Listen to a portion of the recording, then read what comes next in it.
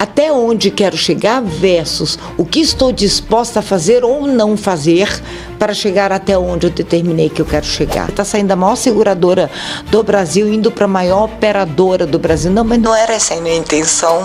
Quem não quer ser diretor de uma empresa grande? Todo mundo quer. Exato, mas estão dispostos a pagar este preço? Isso, um diretor que não prepara um sucessor, no fundo não fez nada.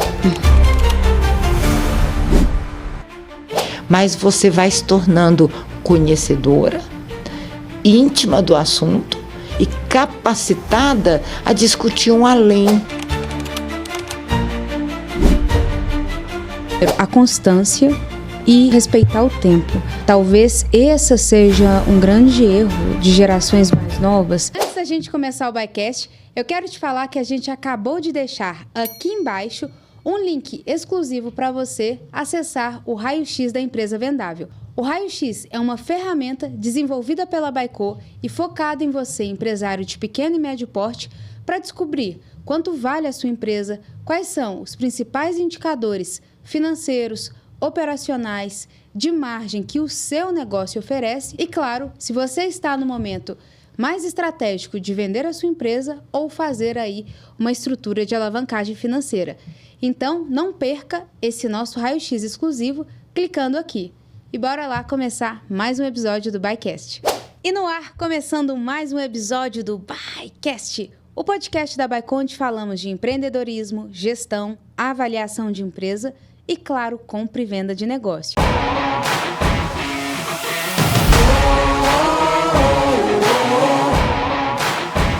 Mas nesse mês especial, que é o mês de março, nós estamos aqui entrevistando mulheres diferenciadas, mulheres que trazem aqui para a sociedade inspiração. E se esse for o seu caso de criar uma carreira de diretoria, de C-level dentro de corporações, vem aqui ouvir esse caso. Casuê, seja muito bem-vindo ao ByCast, muito obrigado pelo seu tempo e vai ser uma grande honra aqui ouvir a sua história, inspirar outras mulheres e mulheres que queiram fazer carreira aí no setor corporativo, no setor privado e como chegar lá sendo uma C-level, uma diretora de uma grande empresa. Seja muito bem-vinda. Obrigada, Rafaela, pelo convite. Um prazer poder estar aqui conversando hoje com você. Muito obrigada pelo momento, né? Então, Rafaela, vamos lá. Hoje eu sou diretora executiva da MDS Group. É uma consultoria internacional de origem, cuja matriz é uma consultoria portuguesa, mas que também tem capital em inglês, sendo uma empresa global mesmo, tá? E hoje sou MDS, mas até há pouco tempo, porque houve uma venda da consultoria da qual eu fui cofundadora aqui em Minas Gerais, ela foi vendida. Então, o M&A aí, então, né? O M&A, isso. Então, o que aconteceu? Nós tínhamos a DOR Consultoria, e a DOR Consultoria, eu era diretora da DOR Consultoria Minas Gerais. Então, este grupo, a DOR Consultoria, era um negócio, um braço de negócios do grupo Redditor São Luís, né, a Redditor dos hospitais. Dos hospitais, isso, a maior rede de hospitais privados do país. E essa consultoria foi fundada, inicialmente, a matriz em São Paulo, em 2014, e em 2016 nós fundamos uma filial aqui em Minas, da qual eu venho à frente, né, desde então, desde 2016. Mas no ano passado, em 2024, por decisões estratégicas, a Redditor optou por vender a parte da consultoria, então nós teve o M&A, então hoje nós somos MDS Group. Tá? E eu continuo à frente da filial Minas Gerais, da MDS Group. Liderando equipe, metas, empresas. Então, bora falar disso. Mas antes disso, Casuê, conta um pouco de quem é a Casuê, da sua história, para a gente se inspirar também, né, nesses desafios, nesses obstáculos, né, e como chegar aí a ser essa autoridade nesse setor de corretor, de seguro de benefício, nessa parte que ainda é pouco falada, mas no público final consome muito, né, os cartões que as empresas oferecem, como tem toda uma equipe por trás, uma ciência, uma metodologia muito grande sendo trabalhada e desenvolvida por profissionais aí como você. Então, Rafaela, olha só, vamos lá. Eu sou médica, né, de formação. Então, eu vou um pouquinho mais para trás, eu tenho que ficar de olho no horário, porque eu falo demais. Mas é uma história tão linda, Cauê, porque é muito diferente, é muito exótico ouvir isso. E como que você foi protagonista desde então, né?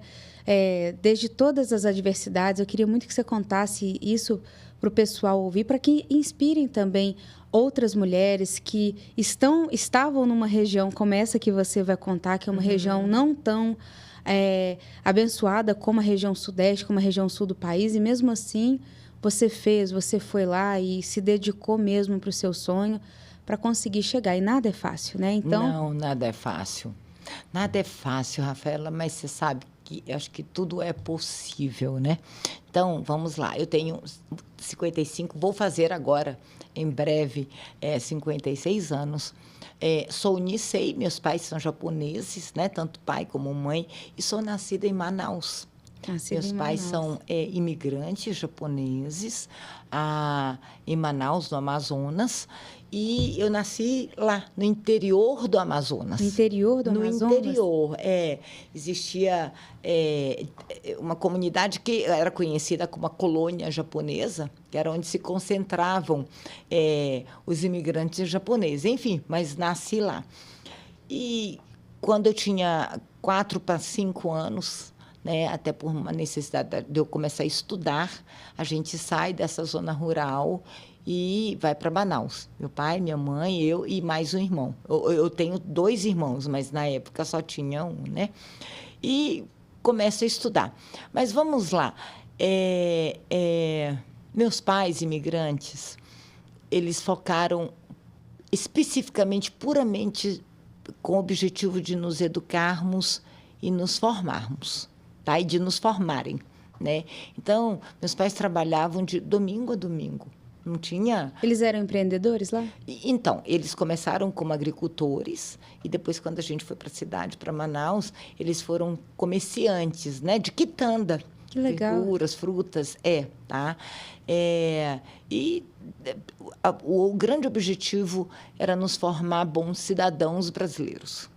Eles eram imigrantes, então imigrante, né, hoje talvez não, hoje é um pouco diferente até a forma de vir, mas na época o imigrante era um pouco à parte, né? Então eles não tinham quase nada de direitos, então eles queriam e nós somos brasileiros, né? A gente nasceu aqui no Brasil, em Manaus, enfim, e o grande objetivo deles era nos dar estudos e nos tornar para que e nos formarem cidadãos brasileiros, bons cidadãos brasileiros. Sim. Então, acho que juntaram assim 2 coisas. Primeiro, aquela rigidez, aquela disciplina japonesa que eu sempre recebi, né, de educação dos meus pais. Sim, que é uma grande inspiração, referência para o mundo.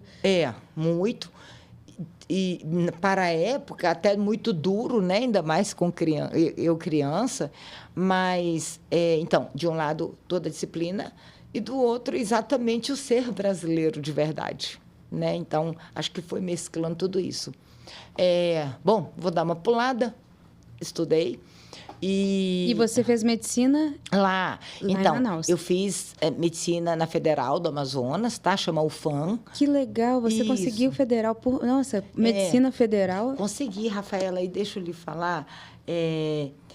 Os processos hoje, né, as concorrências são muito maiores e tudo. A medicina sempre foi um curso extremamente concorrido. Mas eu tenho muito orgulho dessa parte também, porque todos nós, a nossa família, nós irmãos, meus pais, a gente sempre trabalhou, teve que contribuir o tempo inteiro, né, para que as coisas dessem certo. Então, a gente sempre trabalhou juntos, tá? Seja no comércio, em tudo, a gente sempre trabalhou juntos. E era estudando, trabalhando, mas nunca faltou amor na família, não, tá? E eu passei de primeira na Federal, no Amazonas, tá certo? Então, isso aí eu tenho muito orgulho. Então, com 17, 18 anos, você eu entrei com 17 passei, né? Fiz 18 dentro da faculdade, assim que eu entrei. Sim. Então, concluiu medicina em Manaus? Concluí medicina em Manaus. E aí, depois que você forma, você precisa fazer a residência médica. Sim. Né? E o médico é assim, a gente forma, muito orgulhosos, mas sem uma especialização, sem uma residência, principalmente nos dias de hoje, a gente não tem... Eu brinco assim, nossa, no dia que eu formei, né, feliz, formada, mas eu pensava assim, se eu não passar numa prova de residência, eu sou uma desempregada a partir de hoje. Né? Exatamente, porque tem muito a especialidade que vai trazer ali a ramificação da profissão. A ramificação, e aí, como fala, a especialização, né, uma residência médica para você se tornar especialista, de fato, na área em que você escolher. E eu fiz provas, então, quando a gente também está no norte do país, né, Rafaela, o grande sonho acaba sendo ir para um mundo maior. Então, você sempre foca São Paulo, Rio de Janeiro, é o grande sonho de todo mundo sair, né, e ir para uma cidade maior. E depois voltar, enfim, cada um escolhe, né, seus destinos, mas sempre... E naquela época, porque eu estou falando, quer ver, eu tenho 37 anos, quase 40 anos de formada. Uhum. Então, naquela época, mais ainda, né? Os acessos eram mais difíceis, né? O entendimento, acesso, como você mesmo disse.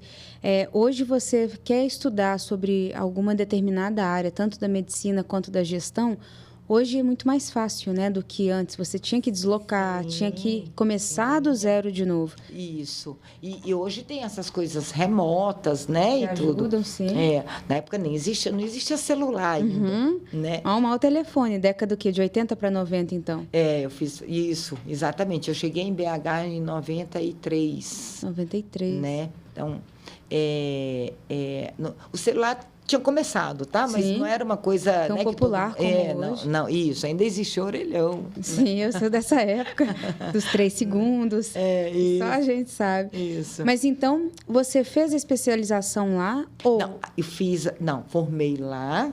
E foi buscar a especialização. As várias provas de residência, né? Modéstia à parte, passei em várias. E aí, Rafaela, né? Eu sei que a gente está falando de ser uma mulher executiva e tudo, mas é porque hoje eu sou, e isso é consequência. Mas quando a gente conversa da história, não era o objetivar, pois um dia eu vou ser uma executiva, um dia... Não, é um dia de cada vez, né? E aí eu acredito, aí eu tenho meu lado muito, eu acredito muito em Deus, tenho muita fé, minha caminhada Sim. toda foi assim. E Deus vai preparando os seus caminhos e você precisa aceitar ouvir, enxergar. Então, eu passei em alguns locais, mas quando eu vim fazer a prova aqui em Belo Horizonte, eu me senti bem aqui, sabe? Eu me senti bem aqui. Então, dos lugares onde eu passei, eu escolhi ficar em Belo Horizonte muito por isso, porque eu gostei daqui. Sim. Sabe?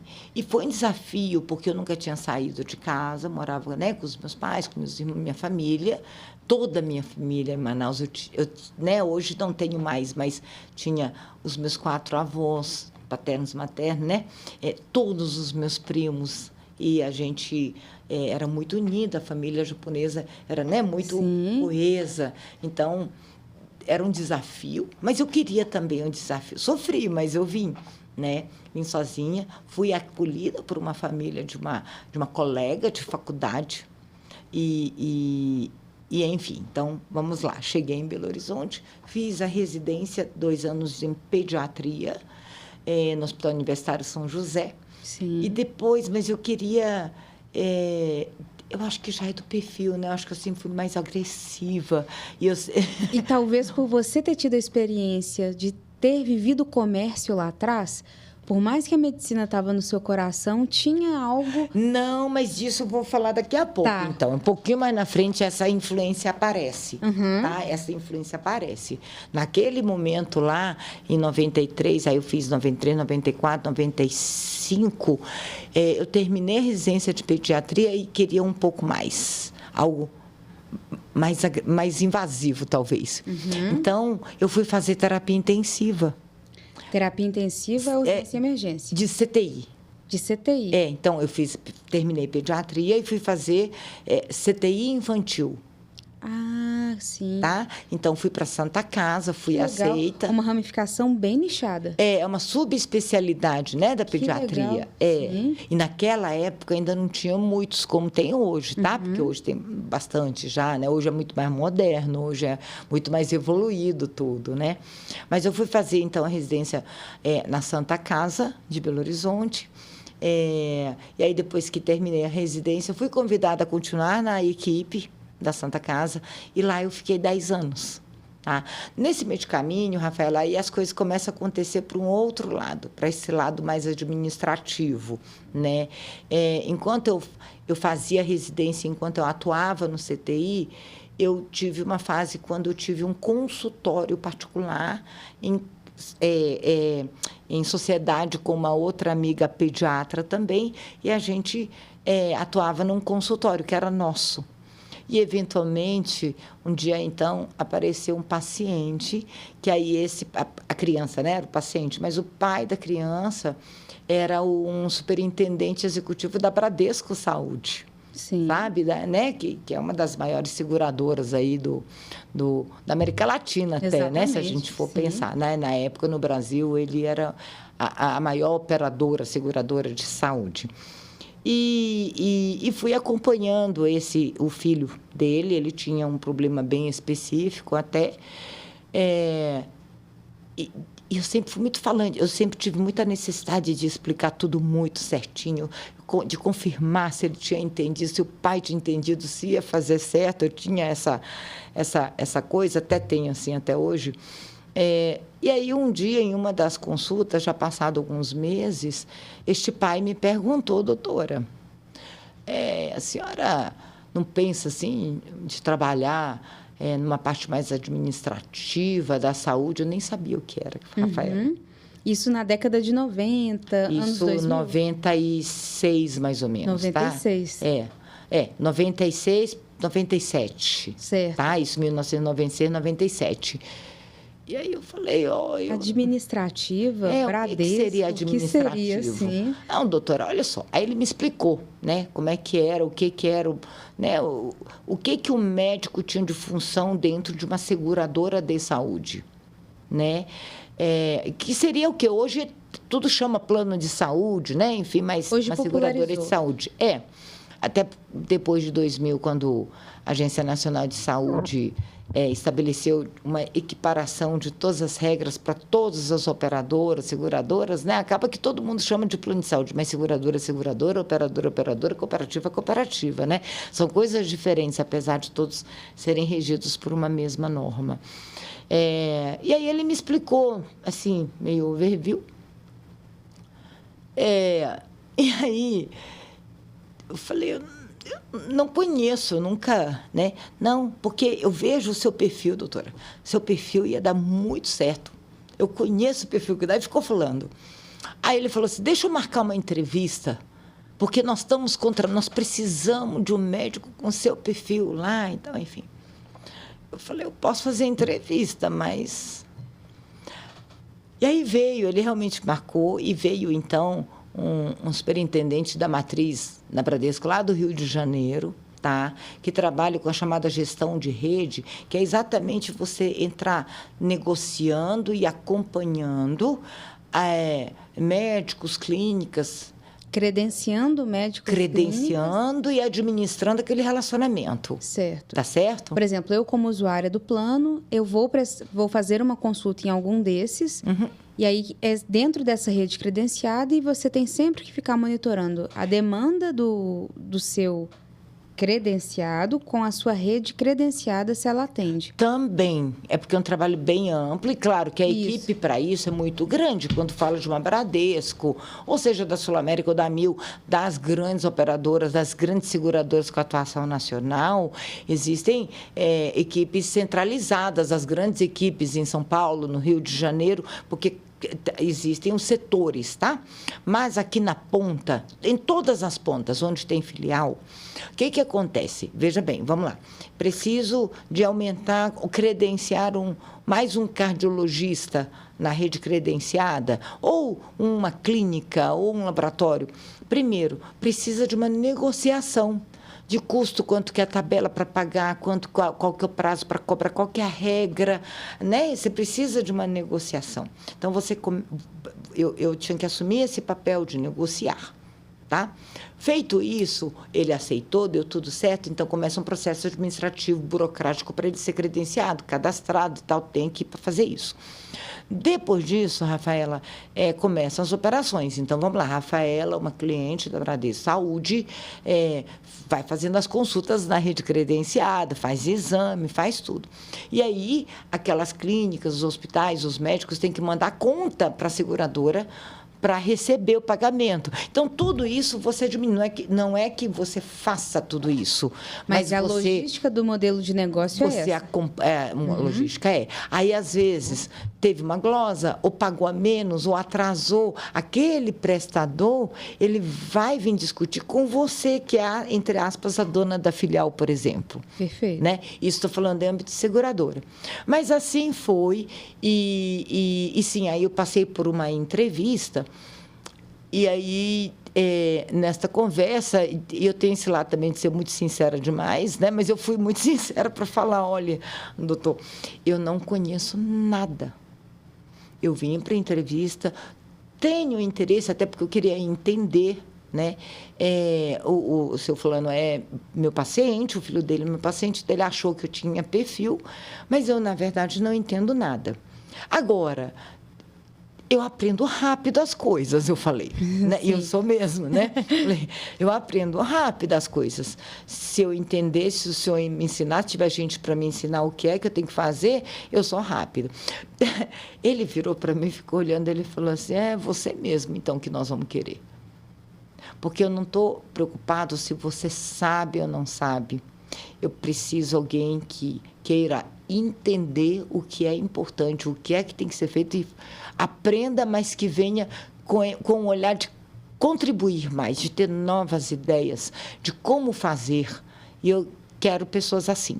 E um elemento chave, porque na posição que você estava de negociar, você, como médica, sabia se aquilo que o hospital estava cobrando do paciente ou da seguradora também era verídico, né? Que, por exemplo, às vezes eu vou fazer um procedimento... sim, porque tem conhecimento médico, né? Então, isso é pertinente ou não? Isso faz sentido ou não?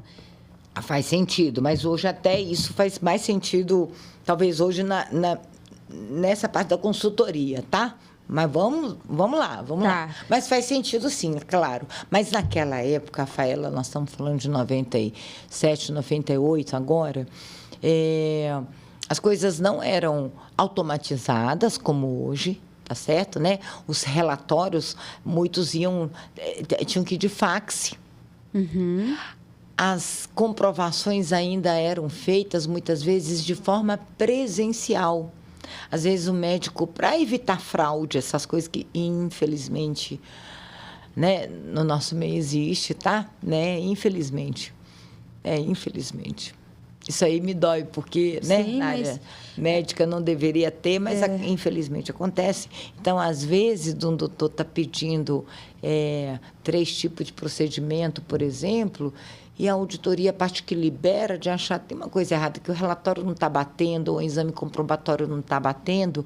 Naquela época, pedia-se para que o beneficiário, né, o segurado, fosse até o escritório da seguradora, para conversar com a médica da filial, que no caso era eu também, tá certo, né? Para gente, e eu era como se fosse assim, você os nossos olhos, tanto para o bem como para o mal, né? Sim. Então, já aconteceu. Então, vamos lá, aí chegava, eu ia, não é fazer um exame clínico, mas eu ia conversar, avaliar aquilo, isso. Né? Às vezes eu tinha que avaliar, de fato, alguma coisa fisicamente. Mas, para falar, é verdade, ele tem mesmo esses 3 problemas, por exemplo, né? Ou de falar, não tem os 3, não. É só isso e isso. Então, esse tipo de coisa que no início eu ia fazer. Era crucial, era manual. Começou-se, então, a entrar para esse modelo mais de gestão, um modelo mais administrativo. E aí começa, então, a sua jornada nesse universo, né, das credenciadas, das seguradoras, das operadoras.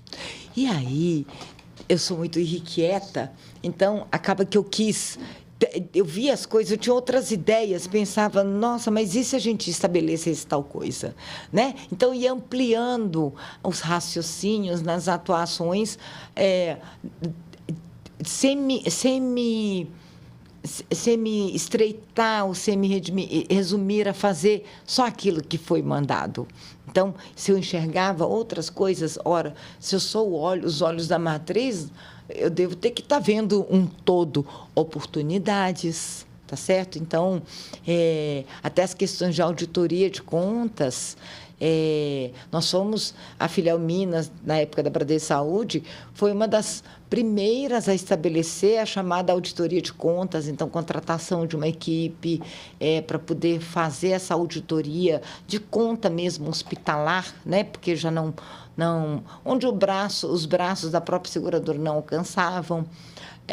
Nós fomos ampliando bastante. E, nessa época, Rafaela, eu viajava muito, porque eu cuidava de todo o estado de Minas Gerais. Nossa, um estado muito grande, né? Muito grande, são 853 municípios. Sim. Claro, não é possível ter rede credenciada em todas, tá? Por causa da própria estrutura da cidade. Tem cidade que não tem hospital, tem cidade, né? Então, mas é possível ter rede credenciada em pelo menos 400 cidades aí do estado de Minas. Então, eu viajei muito, acho que eu conheço Minas Gerais inteiro, de tanto que eu viajava para negociar com os hospitais do interior, com os laboratórios do interiores, com médicos dos interiores. Então, eu viajava muito. E assim, eu fui me tornando... Quanto mais você faz, Rafaela, seja o que for, né? Mas você vai se tornando conhecedora, íntima do assunto e capacitada a discutir um além, né? E aí você vai se tornando cada vez mais forte, mais dona do negócio. Pertencente, isso, né? Fiquei 13 anos na Bradesco Saúde, 12 para 13 anos na Bradesco Saúde, por motivos pessoais, porque nesse meio de caminho eu tive 2 filhos, um atrás do outro, e por motivos pessoais eu queria dar um tempo, sabe? Eu estava com 40 anos, 42 quase, 41, 42, e eu queria dar um tempo. E quando pedi para sair, mas quando eu pedi para sair, o que aconteceu? Uma outra gigante, que era a Mil, estava chegando. No Brasil, isso... No Brasil, não, Minas. Minas, porque depois ela virou com capital americana, né, da United Health, mas na época ela era brasileira, fundada pelo Dr. Edson Bueno. Hoje já está com outro proprietário, né? Mas ela era muito gigantesca em São Paulo, no Rio de Janeiro, mas Minas Gerais ela ainda não tinha, mas exatamente pertinho de quando eu ia sair, eles estavam chegando. E quando eles souberam que eu tinha saído, aí eles vieram, doutora, queremos que você venha para Mil. Rafaela, eu sofria, porque, para você ver, eu nem conseguia enxergar que, nossa, você está vendo, olha a oportunidade, você está saindo da maior seguradora do Brasil, indo para a maior operadora do Brasil. Não, mas não era essa a minha intenção, né? E eu tinha que, assim, nossa, mas eu estou achando que eu estou sendo traidora para Bradesco. Né? Eu cresci lá, né? Todo o meu aprendizado foi lá, quase 13 anos na Bradesco, e no dia seguinte eu vou para outra operadora que é concorrente, não vou. Aí fiquei negando. Isso é muito comum no mercado corporativo. Quando as pessoas estão em níveis de diretoria, em níveis mais estratégicos, acaba que são trabalhos muito semelhantes, né? Às vezes você está na mineração A, a mineração B também te sonda, numa empresa de construção civil, automobilismo. Então, é muito comum que isso seja feito, né, dentro desse perfil de recurso humano. Acaba, inevitavelmente, tendo uma espécie de dança das cadeiras, né? Assim, isso. Né? Nesse ponto, Rafaela, eu vejo muito assim, olha, por isso que aí, já falando, então, até sobre a mulher C-level, né? Mulher de qualquer jeito, tá? Para qualquer profissão e de qualquer momento. Primeiro, profissionalmente, quando você se dedica, quando você tem disciplina, quando você está disposto disposta a abraçar aquilo de verdade, você se torna o quê? Bom, você se torna boa profissional, não tem jeito. Você se torna referência, firme, confiável, né? Não, ela vai trazer resultado. Então, e aí o que acontece? As pessoas te querem, né? Então, as empresas entram nesta espécie de disputa porque busca o quê? O que as empresas querem? Querem funcionários, independente do nível do funcionário, e principalmente quando chega no nível executivo, pessoas que sejam conhecedoras, que sejam trabalhadoras, né? E que sejam de confiança, tá certo? E que mostre que vai dar resultado para aquela empresa. Só que isso, Rafaela, que onde é que está? Não é assim, pois eu vou me esforçar para ser uma executiva. Você vai fazendo, você vai fazendo. E as coisas vão acontecendo. Eu acho tão importante. Você traz dois ensinamentos aqui, que são muito importantes. Primeiro, a constância e, segundo, respeitar o tempo. Talvez esse seja um grande erro de gerações mais novas que não entendem toda essa jornada, né, que você citou, de trabalhar duro, passar por um curso, fazer um curso longo, especializar, se conectar, ter humildade de voltar. Então, você já tinha 2 especializações, teve uma oportunidade de negócio nova e você falou, poxa, nunca ouvi falar disso de uma forma profissional. Como um médico cabe aqui? Que legal, mas agora a minha curva de aprendizado veio para quase 0. Então, o que eu sabia que estava 90 a mais se torna 0, que aqui eu sou um bebê de novo. Mas eu estou disposta a fazer uma jornada séria, querendo entregar resultados da mesma conduta que eu era como médica, né, na visão de operacional, agora desbravando algo que é novo para mim, mas com humildade de aprender. E a questão do tempo, né? Quando você fala, comecei, era uma coisa pequena, que mesmo médica, mesmo trabalhando para uma das maiores do Brasil, eu estava ali pegando carro, visitando, acontecendo, assim, até chegar num ponto de ter uma equipe, ter algo, né, de valores muito grandes para movimentar dentro da sua regional Minas Gerais, da responsabilidade com os seus parceiros, com os credenciados, indiferente de qual que fosse a rede, e, ao mesmo tempo, mantendo aquela constância em querer entregar o melhor. Sim. Isso é muito importante porque quem não quer ser diretor de uma empresa grande?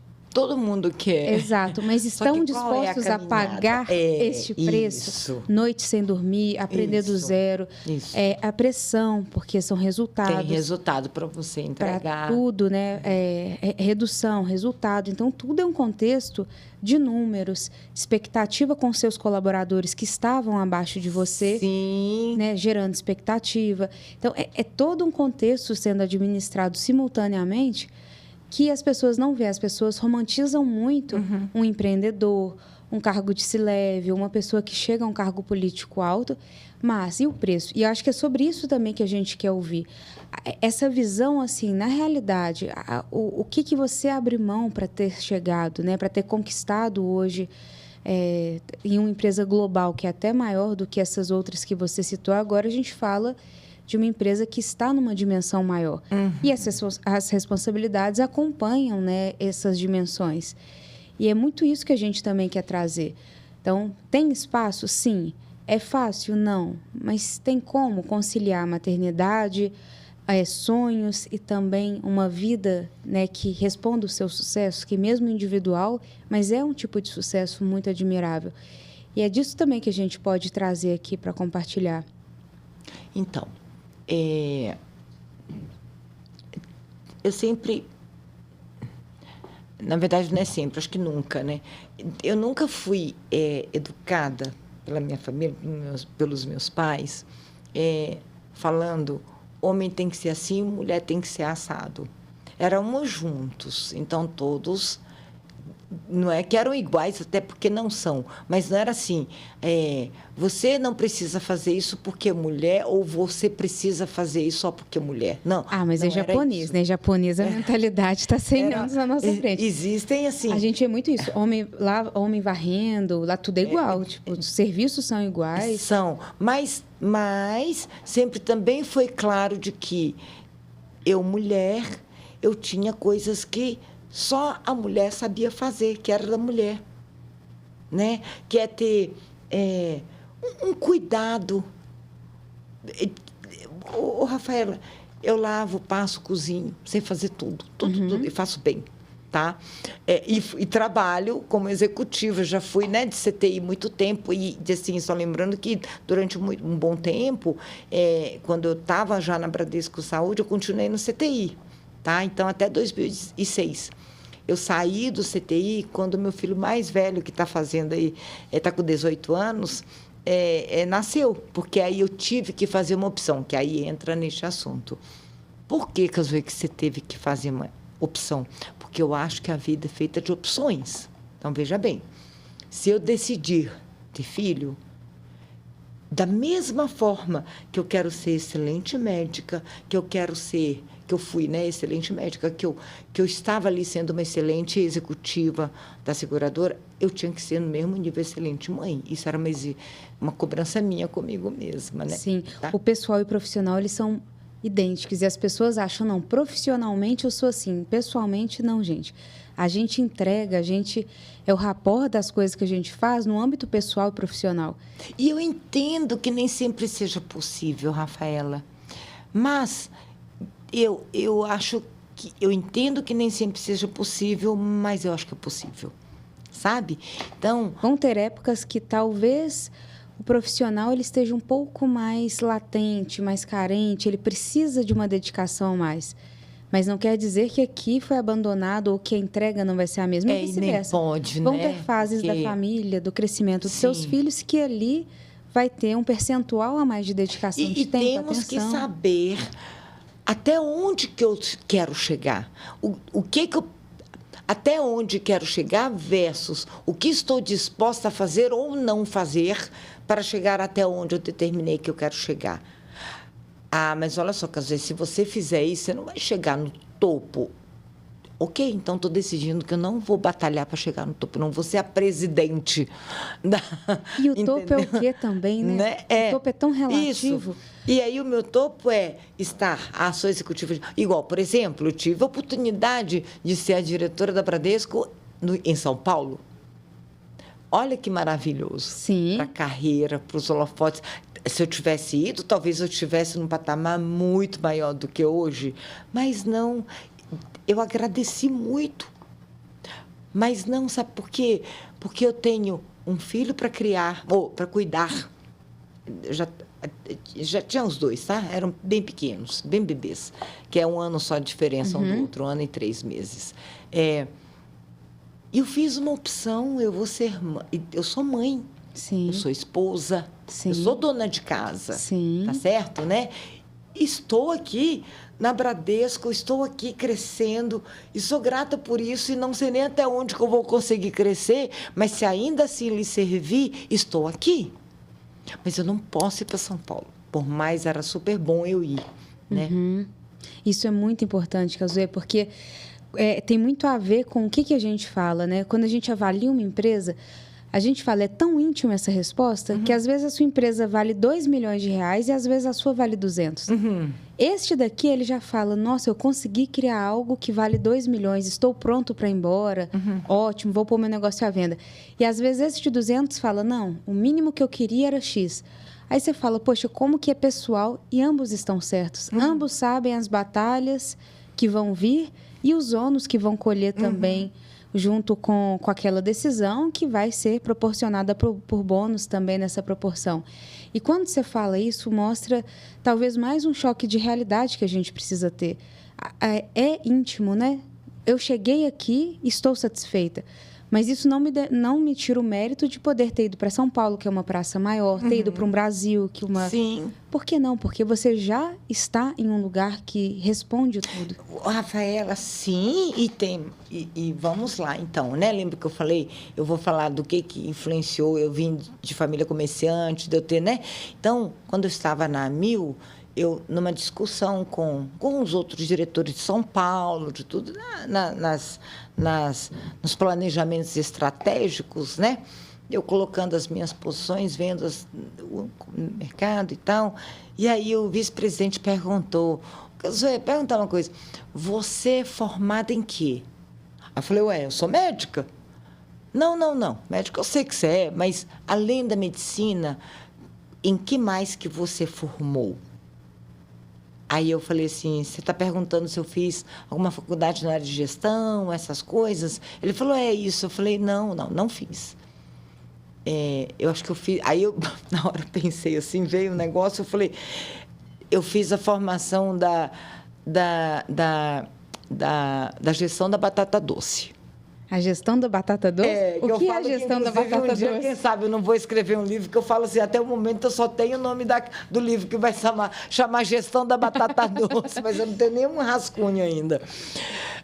Porque quando eu era criança, né, e vinha os meus pais, como falei, trabalhavam de domingo a domingo e era com quitanda, né, venda de verduras e tal. E eu me lembro lembro assim, muito perfeitamente, de uma discussão dos meus pais, por causa da compra de uma batata doce lá, sabe? Nossa, eu queria contar, mas eu acho que o tempo não vai dar certo, porque a história é super, super interessante. Mas enfim, conta. Será que eu conto? Porque senão não vai dar para falar o resto, eu acho. Conta, depois a gente resolve. Então, é porque era assim, meu pai era o encarregado de fazer as compras da quitanda para vender. Então, ele acordava 3h30 da manhã, ia lá na feira na beira do rio, né? Quando os barcos iam chegando com as mercadorias, ele comprava para quê? 6 horas ele estivesse de volta, 6h30, 7 horas, portas abertas da quitanda. Aí um dia, Rafaela, meu pai chegou com um sacão de batata doce, lindas, batata bonita. E meu pai chegou tão satisfeito, falando, hoje eu achei a batata doce linda, dá uma olhada, abriu e tal. Aí a minha mãe olhou aquilo e foi ficando irritada. Em vez de ficar feliz que é batata doce, a minha mãe foi subindo aquele negócio, até transtornou. E aí falou assim, e a batata feia, quem que vai vender? Uhum. Porque a da semana passada ainda tem. Tá aqui. E ela não tá bonita. E nós vamos vender qual? A bonita ou a feia? Como é que nós vamos pagar a bonita se a feia ainda não está paga? Aí começou essa discussão. Que reflexão boa. Uhum. Bom, e aí eles discutiram e tal, enfim. Mas eu, na época, tinha em torno de 8 anos. Naquela época, eu ficava pensando assim, quem que está certo? Papai e mamãe, que eu ficava desesperada, quem que estava certo, né? E eu fui construindo essa ideia na minha cabeça que eu entendo os dois, né? O que está incumbindo pela compra, encarregado pela compra, ele quer comprar bem, quer comprar bonito. Mas quem está encarregado de vender, ele tem que vender o bonito, o feio, o que tiver. Por quê? Tem que colocar para rodar. Tem que rodar, porque senão vai ficar no prejuízo, né? O tempo inteiro, né? Então, toda vez que o bonito ficar, o feio vai ter que jogar fora. Como que vai ser? E aí vai criando as estratégias. Então, lá na quitanda tinha muita coisa assim, tipo, essa batata doce está meio feinha, aí por isso que ela tem esse desconto, mas olha, com ela dá para fazer isso, né? Essa que está mais bonita, um pouco mais cara e tal. Porque aí as pessoas escolhem o mais bonito também. Sim. Tomates que a gente comprava, caixas de tomate, X%, em torno de 10%, 15% vinha amassado. Porque ficavam embaixo, né? E aí, o que a gente fazia? Colocava numa bacia só os amassados, mas não estavam estragados, eles estavam amassados, tá certo? Colocava numa bacia separada só os amassados. E a gente, desde criança, sabia explicar. A pessoa pedia, né? Me dá 1 quilo de tomate, pesava, e a gente mesmo ofertava, falava, a senhora não quer levar um pouquinho desse tomate amassado? Ele chegou hoje, e olha, dá para fazer molho, não sei o quê. Dá para vender. A gente já tem serventia assim, para né? tudo. E aí eu não sei se também, né? Se as clientes compravam, pensar, coitadinha da criança. Ela precisa desovar isso. vendendo, não é? Ou se realmente era uma boa ideia. Eu acho que era uma boa ideia. Era uma boa ideia. A demanda, ela é também de acordo com o que você está precisando. Às vezes é para uma coisa mais prática. E aí ele te pergunta e você fala da gestão da batata doce. Aí eu falei assim, eu acho que eu fiz um curso de gestão da batata doce. Ele falou, o que é isso? E aí eu expliquei, claro, né, muito rapidamente para ele, mas é onde volta aquela conversa, né, que você até tocou. Às vezes, a questão de você ter nascido dentro do comércio, também será que você, apesar de médica, foi te levando para um lado executivo, para um lado comercial da coisa? Exatamente. E é um ponto muito importante, porque as pessoas querem ser executivas, mas às vezes um comércio de vender uma coisa simples, você já está exercitando processo de gestão, processo comercial, habilidade. E não precisa, às vezes, começar no ultra sofisticado. Não. Mas por que não começa a fazer uma coisa, um médico, por que ele não vende uma medicação, uma coisa simples? Ah, não, vender não é comigo. Não é isso, gente. Isso tudo faz parte da evolução, da entrega melhor para o seu cliente, de todas as áreas que a gente trabalha, né? Às vezes, o médico não sabe cuidar das finanças, né? Sim. Ele opera, por exemplo, atende, mas não sabe qual que é o faturamento, qual que é o custo daquele consultório. Exato, né? que é ter em uma região muito nobre. E hoje, claro, isso mudou muito já, né? Que existem muitos custos hoje para médicos. Quando a gente fala dessa visão de se leva, as pessoas também romantizam muito, que você tem que ser muito expert nisso, mas não, começa pequenininho, começa fazendo aquilo de uma forma que seja vendendo um item que não tem nada a ver com o seu produto final, mas começa no exercício. Do exercício você vai aprimorando, vai conhecendo pessoas vão te conectando, essa conexão vai te trazer novos desafios. Você está disposto? Sim, dá mais um degrau. Está mais disposto? E aí você, ao final dessa jornada, né, ou ao meio dessa jornada, você tem uma estrutura mais sólida de satisfação, de ter uma vida pessoal muito bem estabelecida e uma vida profissional também aceitada. E essa talvez seja o grande mistério desse ano que a gente vive, esse ano, assim, essa geração atual, de que eu não posso ser uma profissional bem-sucedida como mulher e não posso, ou eu vou ser uma mãe negligente. Não, dá para fazer ambos. Se você souber entender o seu limite e aonde que é o seu espaço de felicidade, você realizou. E o que importa é o que você quer. Eu acho que, falando de mulheres, e talvez dessa geração mais recente, mas não é só mulher não, tá? Sim, né? A geração jovens, como um todo. Né? Como um todo, mas como a gente está falando muito de mulher, eu acho que nós mulheres, se a gente entendesse o quão a gente é importante para o universo... Fundamentais. Sim. Né? Seja para um relacionamento, para uma família, por exemplo, né? Como diz minha amiga Filó. O homem é o teto, mas a mulher são as paredes. Uhum. Pode ser o teto mais bonito, mais forte que tiver, mas sem parede, ele vai ficar onde? Né? Então, nós somos o quê? A sustentação de um lar. 2, nós temos capacidade de gerar o próximo, tá certo? Né? E nós temos a doçura, a firmeza e a doçura, tá? Nós, mulheres, somos... não fala que mulher chata, que mulher brava, né? Não, mulher brava, todo mundo, né? Os homens gostam de fazer essa brincadeira. Sim, temos que ser bravas, desde que a gente não seja brava por egoísmo, por um bel prazer, né? Mas sim, para botar ordem nas coisas, assim temos que ser. E esta firmeza quem tem é a mulher, no final das contas. Sem ter que dar piti, sem ter que gritar. Isso. Né? Às vezes eu grito também, tá? Mas faz parte também. O repertório nosso é amplo, né? Temos, né, como ser firmes. E, ao mesmo tempo, a doçura, sabe por quê? Quando um filho adoece, por exemplo... Não estou falando que nunca, tá? Porque tem as exceções. Mas a maioria das vezes nenhuma criança vai chamar papai. Não, é a mamãe que tem que estar ali. Uhum. Tá certo? A doçura para um colaborador também.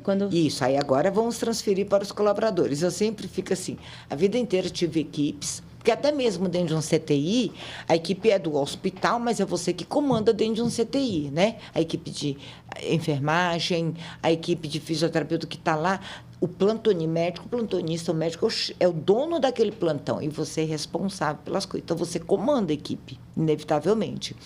Mas, mais do que isso, quando eu cheguei na Bradesco, Aí eu fui aprendendo mais ainda de gestão, tá certo? Na Mil, mais ainda. E depois que foi a DOR, porque eu construí de verdade junto. Eu passei, né, por esse... Virei uma empreendedora ali naquele momento, isso é 2016, junto com os meus sócios, que assim, nossa, mas aí eu também, Deus, acho que foi muito bom comigo, de me permitir encontrar com pessoas... semelhante se atrai também, muito, né? que batalham, que também tiveram toda uma caminhada, né? Cada um com suas histórias, mas todos muito nessa vontade de fazer. Então, a gente trabalhou muito, mas, enfim, nessa vontade de fazer. O que eu estava falando? Por que eu estou falando? A de visão equipe. Da equipe. E aí, sim, então, aqui fui montando a equipe, de uma pessoa, 2 pessoas, 3 pessoas. Hoje nós estamos aqui em Belo Horizonte, eu tenho uma equipe com 19 pessoas, né? Filial, tá? Sim. Que a gente conta com muitas coisas que são feitas de forma matricial. Mas a gente consegue ter um clima de família, tá? Eles brincam, me chamam mames, né? Quando está cabendo. E aí entra um outro desafio que nós, mulheres executivas, temos que saber que precisamos executar o que é a nossa obrigação. Então, tem hora que temos que ser duros, sim, tá certo? Temos que cobrar, sim, mas temos que cuidar da nossa equipe. E temos que prepará-los para quando você não estiver, porque você também não pode achar que você é eterna ali, não. É igual mãe mesmo com filho. Então, se você não prepara, então você não fez nada. Porque qual legado vai deixar se a pessoa sai? O que adianta eu ser a boazona, a diretora, não sei o quê e tal, e eu não ter preparado a equipe, a sua sucessão, a minha sucessão. Para quê? O que adiantou? Então, foi para minha vaidade só. Eu tive um grande líder, tá? Grande líder, que é o meu meu líder. Ele falava isso, caso um diretor que não prepara um sucessor, pode ter dado o resultado que for para a companhia, no fundo não fez nada. Porque ele foi temporal. Porque aí você fica... Então, como que é? Você prepara um campo para que as pessoas, aquela empresa, seja dependente de você? É assim que você se sente importante? Será isso? Né? Eu sou super importante porque eles dependem de mim, porque eu não passei para os outros, né? Não preparei ninguém, não ensinei ninguém. Então, eu acho que esta é a grande missão da executiva, sabe? Você, homem também, mas eu como mulher, eu me sinto sempre na obrigação de estar preparando as pessoas. Que é o legado. Sabe? Sensacional. Caso, para a gente encerrar, me fala qual conselho você daria para uma mulher que tem aí essa ambição de chegar em um nível de diretoria, que almeja, tem essa ambição dentro, e o que ela vai esperar na prática? A fruta doce que ela vai comer, mas também o espinho que vai em algum momento ali alfinetar, e a importância ali desses aprendizados que você deu aqui, de resiliência, constância, respeito à hierarquia, respeito ao tempo. E o que você traria, então, para essa pessoa? Rafa, então, eu sempre acho que está tudo dentro de nós. Tanto as soluções como os problemas, como o quanto que você sofre ou quanto que você não sofre. Está tudo aqui dentro. E a gente não pode esperar que o meio externo resolva nada para você. Então, primeiro, independente de que tipo de sonho, tá certo? Mas se fosse, nossa, onde eu quero chegar, ser executiva de uma empresa, né? Eu acho que primeiro você tem que fazer um autoinvestimento, mas você precisa entender que depende do quanto que você você está envolvido, o quanto que você está, de fato, abraçando as causas onde você está, porque você ainda não está lá onde você quer, mas você está ali em algum degrau daquela caminhada, e se você já dominou aquele degrau, se você conhece aquele degrau, e se você mesmo estando naquele degrau, você se disponibilizou até a subir o degrauzinho ali, a subir outros degraus, sem estar exigindo que eu vou subir só se... Não, se está ali, se está aqui dentro, né? Transbordando, né? Então, transborde, isso, acho que a palavra muito é essa, abrace, transborde. 3, saiba se você quer também, né, aquilo, né? Que aí entra esses espinhos que você falou. Eu acho que os maiores espinhos, novamente, está aqui dentro. É o quanto que... Porque tem cobrança, Sim. É muita cobrança. Quanto maior o nível, maior a responsabilidade. Maior responsabilidade. E aí tem responsabilidades tanto de entrega de resultado, mas também sobre a sua equipe, sobre as questões financeiras, resultados financeiro como um todo do negócio. Então, é muita cobrança. E, então, como que eu faço para eu estar bem com aquela cobrança? E administrar de forma leve porque, aquela construção, né? Porque não pode ser assim, eu aqui não vou estressar. Deixa lá eles cobrando, estou fazendo o que eu posso, isso aí não vai chegar. Tá certo?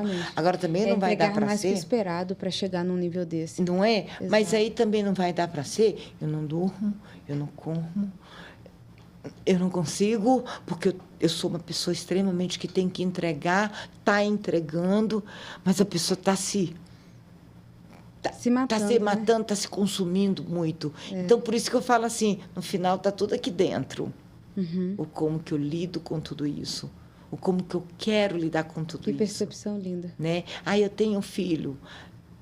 Vamos ter cuidado do filho, sim. Não vai dar para também deixar ele por aí, porque depois, lá na frente, você tem um outro fruto para colher. Uhum. Né? Então, faça tudo que pode, sabe? Se entregue, né? Dê o seu melhor, porque vem... Não se arrependa, porque eu estou abrindo muito mão, eu gostava tanto de fazer isso, não estou mais indo. Não, saiba que você está fazendo isso, então, consciente neste momento. Se programe, então, mas quando eu chegar aqui, eu vou voltar a fazer aquilo.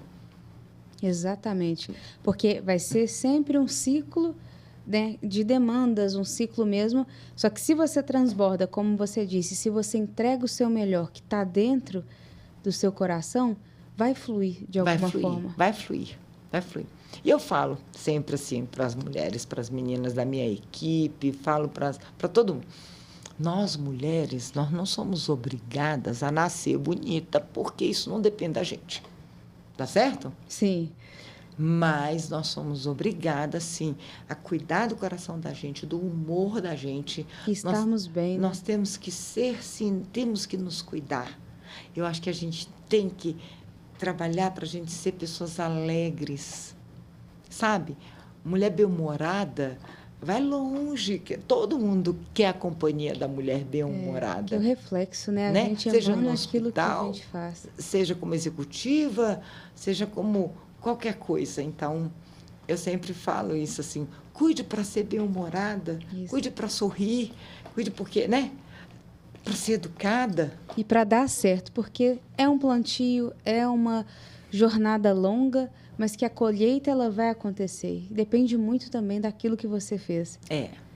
Casuê, muitíssimo obrigado pelo seu tempo, por compartilhar essa jornada linda de resiliência, de constância, de ambição, mas também de amor. E tudo isso, quando a gente coloca, né, e vendo uma mulher tão inspiradora como você, que está aí em uma empresa global hoje, com uma responsabilidade imensa de recursos, de valores que não são pequenos e de prestadores de serviços e clientes que têm expectativas altas, e conseguir liderar tudo isso com uma leveza, um sorriso, é sem dúvida nenhuma uma executiva aí que inspira muitas mulheres, como a mim, como a outras também, que vão nos ouvir. E essa é a ideia, né, de podermos inspirar e replicar e mostrar que mesmo difícil, se a gente quiser, a gente consegue. Com certeza, Rafaela, eu agradeço mais uma vez pela oportunidade, tá? Como é bom poder estar hoje aqui tentando, né, fazer um pouco para que realmente a gente leve essa inspiração para as mulheres. Acho importante. Não sei até que ponto que eu consegui, né? Porque mas é uma dosezinha, demais, mas uma dose homeopática que vai mudando a cabeça da mulher, que vai também ajudando a gente a ficar cada vez mais forte, sim, sabendo que se você conseguiu, se várias conseguiram em cada uma das suas vertentes... todas podem. Exatamente. Todas podem. Então, se hoje eu puder ter levado um pouquinho de inspiração, realmente eu fico muito agradecida e eu te agradeço a oportunidade, tá, Rafael? E levou, tenho certeza disso. Pessoal, até o próximo ByCast, então, com mulheres inspiradoras. Um grande abraço, pessoal!